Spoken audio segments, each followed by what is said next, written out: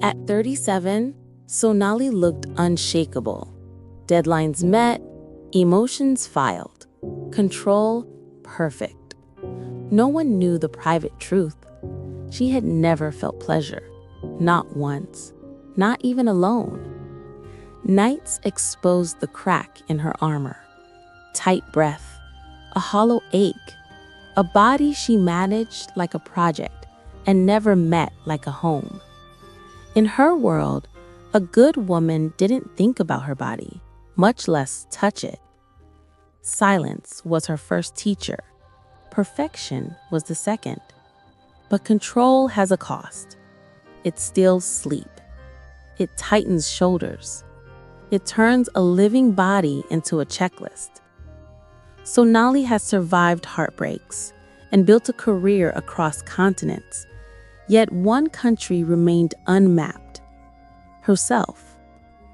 Then rain rerouted a business trip, a canceled meeting, a narrow Paris street, a small sign in a window: self-love and embodiment for women.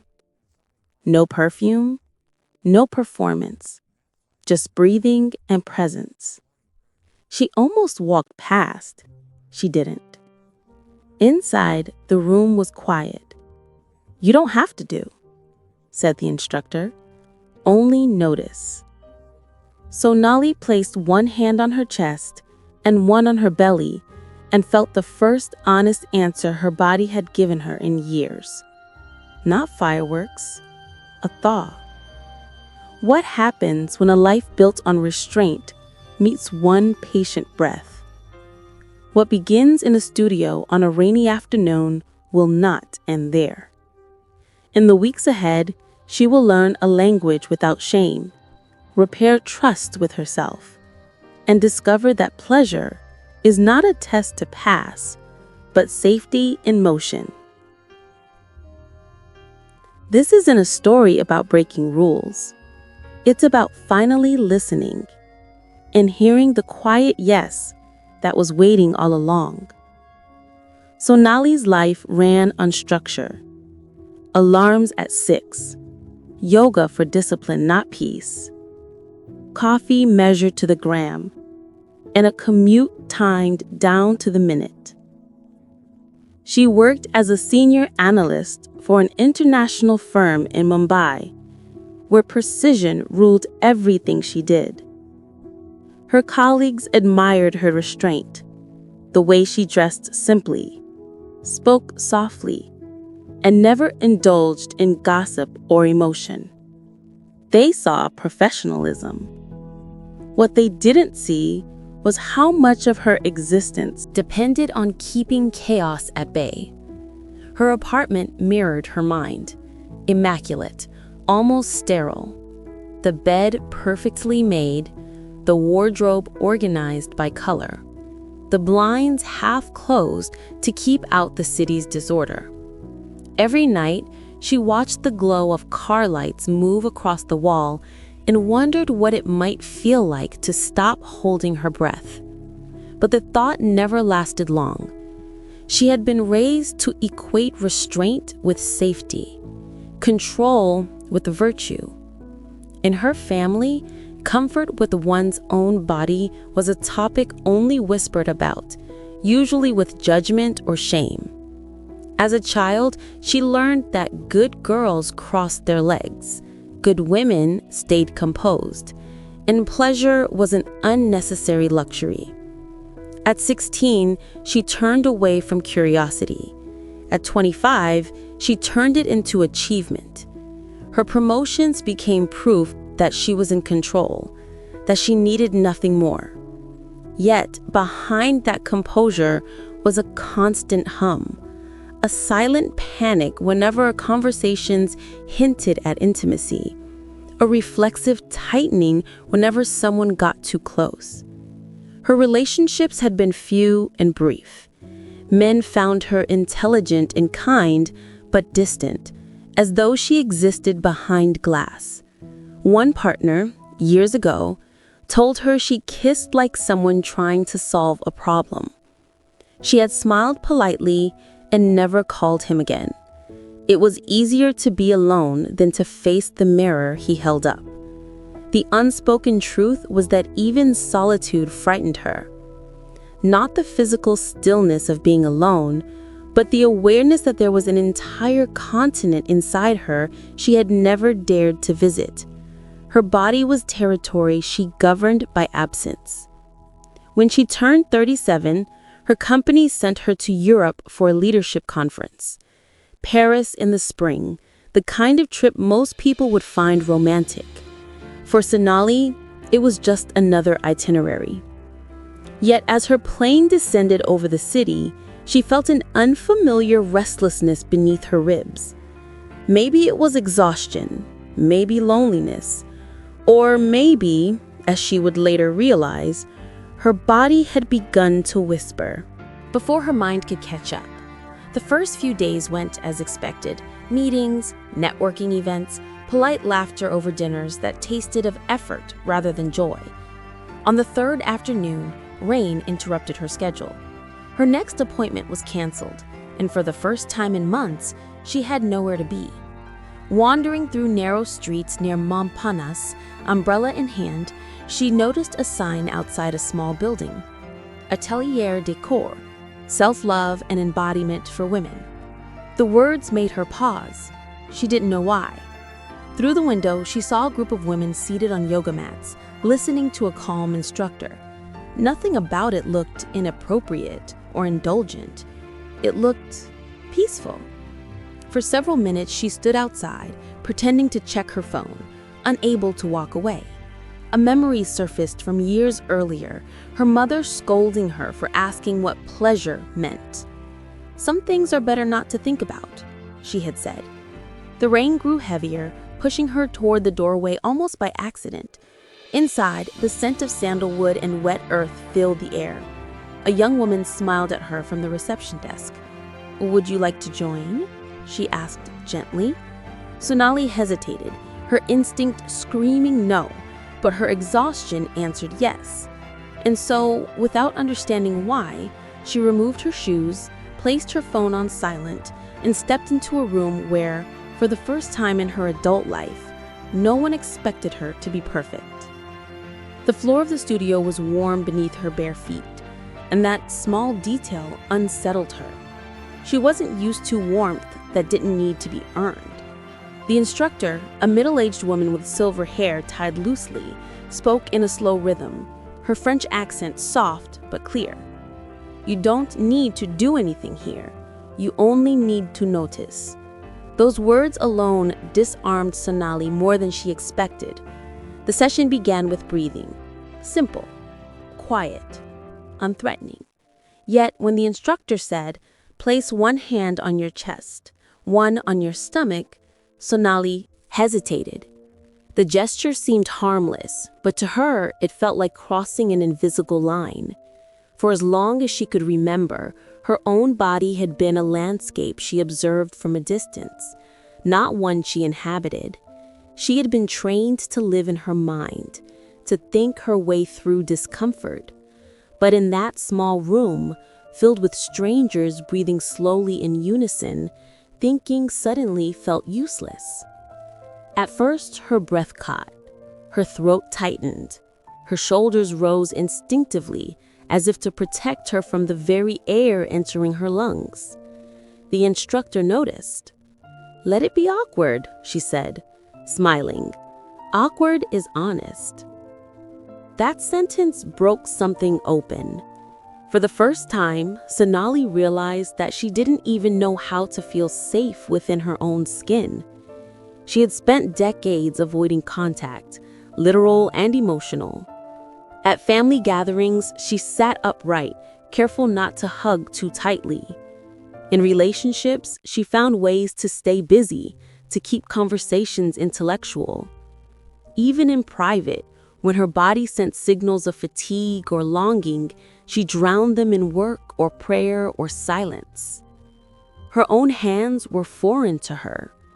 When the instructor guided them through a short exercise, tracing the outline of their own arms, noticing texture and warmth, Sonali's eyes filled with tears.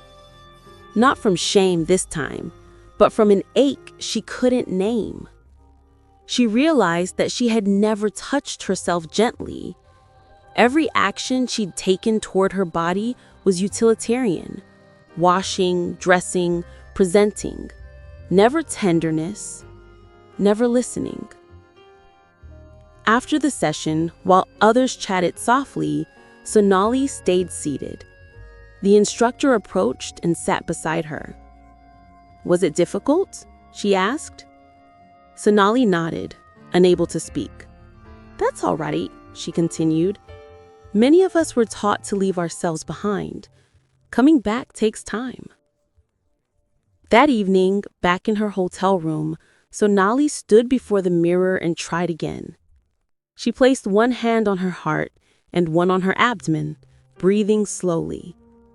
The gesture still felt strange, but this time she didn't retreat. She let her palm rest there, feeling the quiet rhythm of life beneath her skin. It was the first time she truly felt herself, not as an idea, not as an object of discipline, but as a living, breathing presence. Then came the confusion.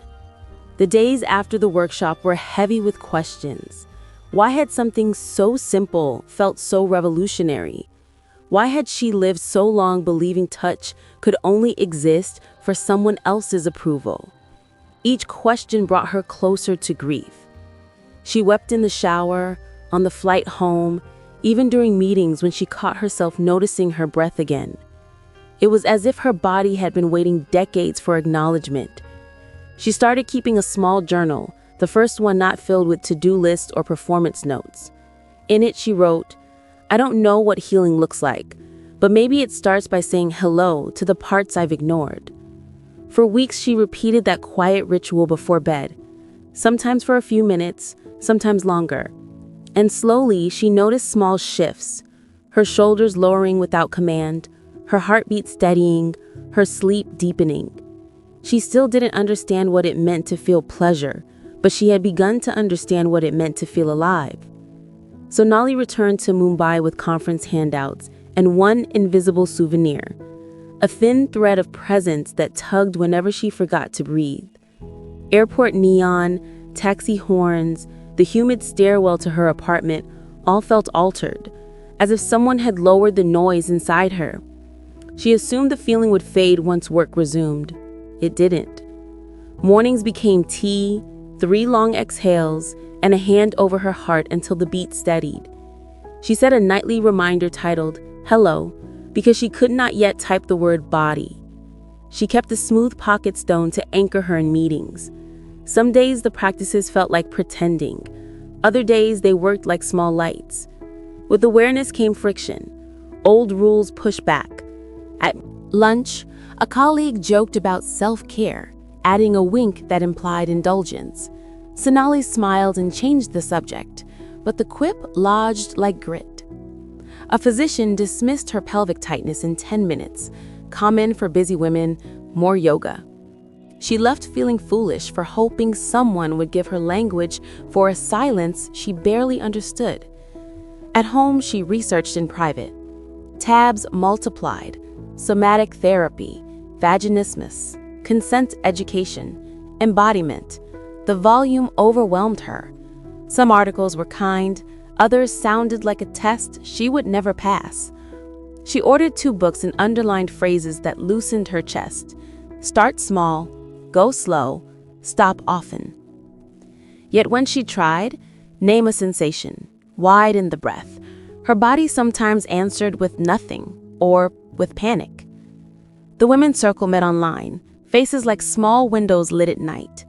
Sonali spoke of a threshold inside her, heat and tremor when she neared it. Someone suggested resourcing, collecting memories that evoked calm, a courtyard at dusk, rain on stone, the weight of a book. She taped the list inside her closet door. Progress refused a straight line. Some evenings the old script returned. Spreadsheets late, dinner standing, a brisk shower as if washing evidence away. She nearly gave up. Althea, the facilitator from Paris, offered a private video session.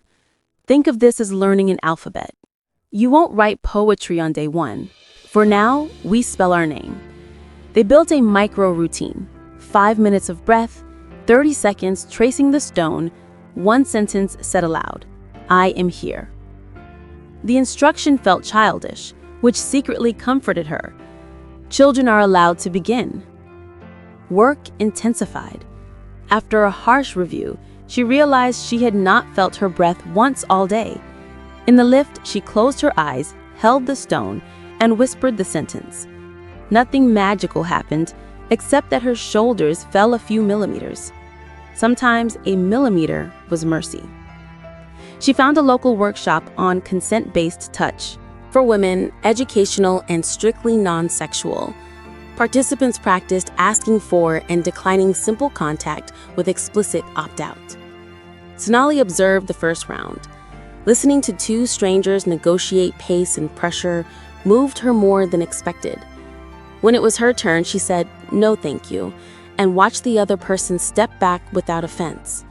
Relief surprised her like cool rain.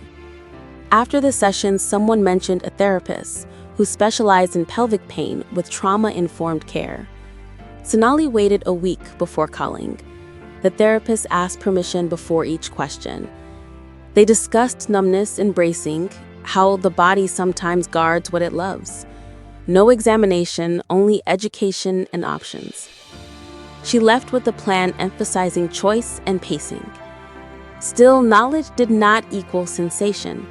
Some nights she lay on her back, one hand on her belly, doing everything correctly, yet feeling discouragement. She learned to close the journal where she had written, "I want this to work," make tea, and let failure be quiet. Evan reappeared at the edge of her days, not as a solution, but as a steady voice. They traded notes about articles and workshops. After a difficult appointment, she texted, "Everything in me says stop." He replied, "Then stop. The body trusts those who listen." She read the line and set the phone aside, surprised by the comfort of permission. The next weekend, she cleaned differently. She opened windows, moved slowly, let air reorganize rooms. Rigid clothes went to donation. A harsh bowl became a softer one. None of it was about pleasure, and yet all of it was. She was arranging the world to match a body that no longer wanted to live under interrogation. One night, during a guided breath audio, something shifted. Not a spark or a bolt, a thaw. Warmth appeared low in her abdomen and did not vanish when named. She did nothing to chase it, letting it hover like a bird on a railing. When it faded, she whispered, "Thank you." The next night, there was nothing, and she thanked that too. This was escalation now, not a march toward intensity, but a widening of capacity. Slowly, the circle widened each week. She could hold disappointment without abandoning herself. She could touch the edge of longing without turning it into proof of failure. Each breath traced a small circle between patience and hope. And though she could not see the center yet, she felt herself moving closer, one honest minute at a time. The turning point did not look like victory. It looked like a Saturday with the light at the window, laundry half folded, and Sonali considering whether to cancel her afternoon appointment. She had scheduled a one-on-one session with a pelvic therapist, a check-in to review progress and decide next steps. She almost typed, "Not today." Instead, she wrote, "I will be there," and pressed send before courage could evaporate. The clinic was quiet, sun moving across wooden floors. The therapist greeted her with tea and a question Sonali had never heard from a clinician. "Do you want to talk, learn, or pause today?" The choice loosened something. "Learn," she said, hearing how small but steady her voice sounded. They began with breath and consent scripts, then moved to education with diagrams, no exam, only options. The therapist described how muscles can guard like sentries, how pain or numbness can be the body's way of saying, "Not yet." "We do not force doors," she said. We oil hinges and wait." Sonali nodded, relief mixing with grief. She had spent years treating her body like a locked room that needed discipline, not kindness. "Would you like to explore external touch with your own hand over clothing while I guide language?" the therapist asked. "You can stop at any syllable." Sonali's throat tightened. She breathed until the room steadied and said, "Yes, for a minute." They practiced micro-touch, press, release, pause, narrating sensations without judgment. When tears came, they paused. When breath returned, they continued. Minute became 2. Then she said, "Enough," and the word felt like armor laid down. Afterward, the therapist offered homework that was not a test. Choose one anchor each night, sound, scent, or texture, and map comfort first. "Pleasure often grows where safety has roots," she said. "Water the roots." That evening, the city rained softly. Sonali prepared her room as if hosting someone dear. Fresh sheets, a warm shower, the soft lamp she preferred. She placed her pocket stone on the nightstand and opened the window an inch. She chose sound as her anchor, a playlist of slow instrumental pieces with space between notes. She began with breath, hands on ribs, then moved one palm to her sternum, the other to her abdomen. She named what she noticed: the rise, the weight, the quiet heat where worry used to live. When her mind rushed ahead, she returned to tempo, counting inhales like steps on a staircase she had time to climb. Then she tried the smallest touch over fabric, the way she had practiced, not pursuing sensation, but listening for it. Nothing dramatic happened, no fireworks, just a gentle stirring, a low warmth that expanded when respected and retreated when chased. She let it be. The music carried her attention like a river. She did not have to steer. Minutes passed. The warmth gathered, then spread in waves so soft she almost missed them. When doubt arrived, "Is this real? Am I doing it right?" she answered with the script she had learned. "Right now is enough." The words steadied her hand. Her breath synchronized with the rhythm, slow and deliberate. The feeling rose, paused, returned like tide, and then, as lightly as rain becoming steady, her body crossed an unseen threshold. It was not lightning, it was surrender without fear. Heat moved through her belly, outward into her limbs, and then a release, subtle, undeniable, kind. Tears came at the same moment, not from shame but from relief. She kept breathing, palms steady, letting the wave crest and fade on its timing. No app pushing, no proving, just yes. After, she lay still, full of a quiet that felt earned and merciful. She whispered thank you to the room, to her breath, to the part of her that had waited years for gentleness. She wrote a line in her journal: "Pleasure came when I stopped interrogating my body." The sentence did not feel like a question anymore. The morning after, Sonali woke before her alarm. The city had not yet started its clamor. Dawn filtered through curtains like diluted gold. Her first breath carried no tension, no armor. It wasn't euphoria, just an unfamiliar stillness, the kind that follows a long, unseen storm. She lay there quietly, not to relive what had happened, but to recognize what it had changed. For the first time, her body didn't feel like a stranger. Over the next days, small details transformed into confirmations. She caught her reflection in the mirror and didn't flinch. Her shoulders, once drawn upward, had softened. She found herself humming while making tea, tapping rhythms on the counter without realizing it. The therapist had warned her, sometimes Healing looks ordinary. And it did. She wasn't chasing intensity anymore. She was learning to dwell in ease. At work, the same tasks felt different. Her precision remained, but it came without the usual tension behind her jaw. A colleague remarked, "You seem lighter." Sonali smiled, resisting the urge to explain. She didn't owe anyone the story of how silence became language again. Her journal entries evolved too. Where once she cataloged effort, breathing counts, therapy goals, attempts to feel, she now wrote about moments.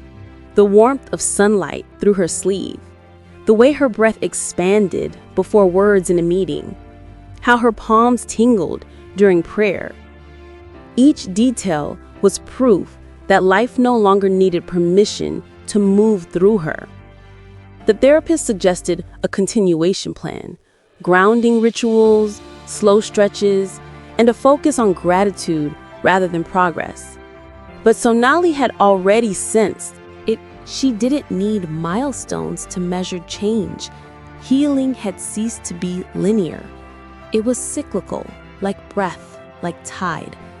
There were days of clarity and others when old patterns whispered again, asking if she'd revert to silence.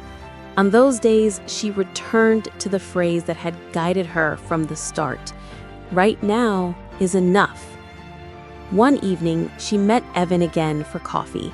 He noticed her pause before sitting, the deliberate exhale before words. "You seem settled," he said. She laughed softly. "I finally stopped fighting my own pulse." They talked not of breakthroughs or intimacy, but of simple presence, how being at home in oneself makes space for everything else to exist more truthfully. Later, walking home, she passed a street musician playing a sitar. The notes vibrated low in her chest, and she felt her body answer, as if recognizing its own song. That subtle hum followed her all the way to her door. She realized then that pleasure was no longer a mystery to solve. It had become a language she spoke fluently without trying. That night, she wrote her final note in the old journal.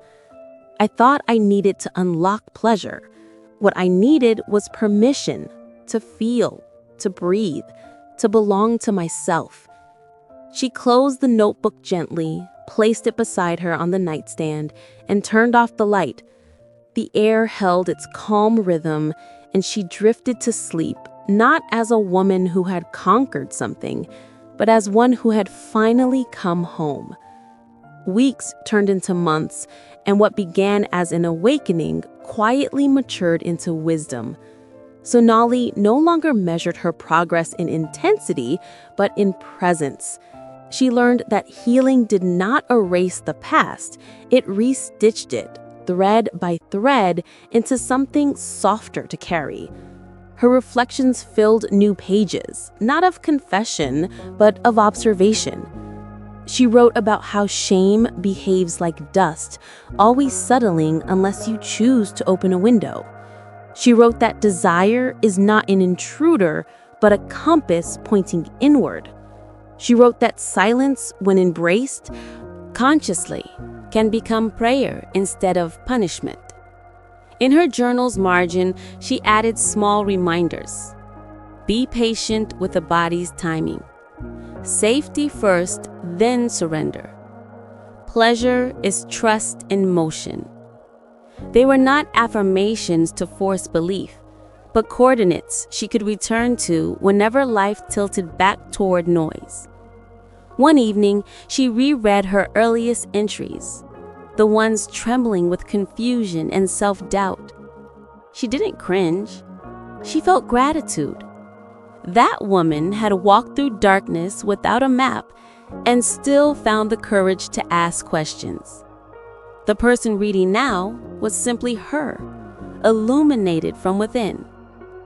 In the following months, she began mentoring younger colleagues, especially women, just learning to balance ambition and self-worth. She never spoke directly of her journey, but her calm had its own gravity.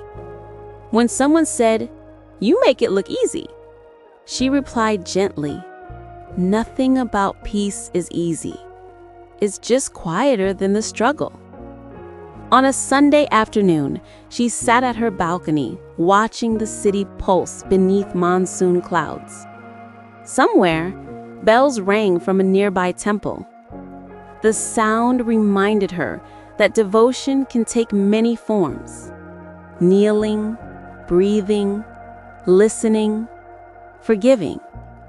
She smiled at the thought that what she had always sought outside, a sense of sacredness, had lived quietly inside her all along. If asked what she had learned, she would answer in one line: "The body keeps no grudges when treated with kindness." That was her truth now. Simple, unadorned, and unshakable.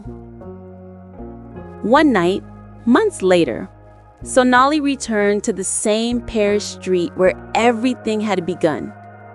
The conference center was closed, but the small sign for Atelier du Corps still hung above the doorway, faintly illuminated by the streetlight. She stood there for a while, listening to the hum of passing cars, the drizzle against her coat, and the memory of that first hesitant breath she had taken inside those walls. She thought about how much of her life had been spent waiting to feel ready, waiting for permission, waiting for someone else to define what wholeness should look like. Yet the truth had turned out to be quieter, simpler. It had never been about waiting at all. It had been about returning to a body that had always been ready to listen, if only she had asked the right questions. At her hotel later that night, she opened a fresh journal. On the first page, she wrote, "I am not healed. I am healing, and I am finally allowed to enjoy the process." Then, as if speaking to the women she knew would one day find this story, she added, "If you have forgotten how to feel, start with the breath. Start with your hand resting over your own heart. You don't have to chase pleasure or force peace. They will come when you stop demanding proof of them." She paused, pen hovering, then smiled. "You are not broken. You are simply unpracticed in softness." Sonali closed the notebook and placed it beside her cup of tea. The steam rose in lazy spirals, dissolving into the air. She turned off the lamp, but the glow from the city still entered through the curtains, painting soft lines across her face. For the first time, she didn't feel the urge to hide from the light.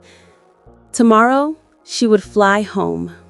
She would return to her office, to the same desk, the same people. Nothing visible would change, and yet everything had. The difference now lived beneath her skin, in the way her breath filled her without resistance, in the way her silence no longer felt like exile, but belonging. To anyone listening, her story might seem small, but those who have ever lived divided from themselves would understand. Coming home to one's own body is the greatest revolution of all. And so the flame that began as a whisper now burned steadily. Not loud, not wild, but alive. If this story touched something in you, take a moment tonight to listen to your own breath. Maybe that's where your return begins too.